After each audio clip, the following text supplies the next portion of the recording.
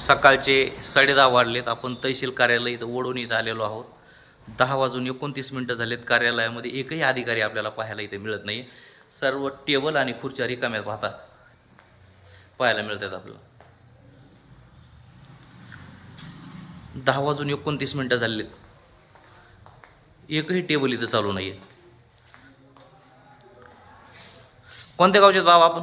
चिंचोटी. काय कामानिमित्त इथं आलात आपण? काय काम आहे आपलं तहसील कार्यालयामध्ये? आईच्या पगारीसाठी आलो. 4 महिने झाले पगारच पडा नाही. काय ह्याच्या अगोदर आला होता का तहसीलमध्ये? आलतो दोनदा. काय म्हणले साहेब?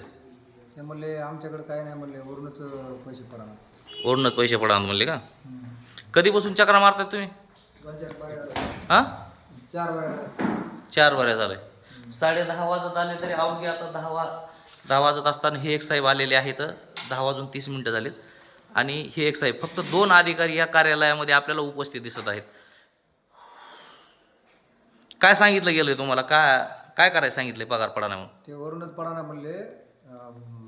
बघू म्हणले. डॉक्युमेंट वगैरे तुम्ही दाखवलेले पूर्ण? हा, पूर्ण दाखवले.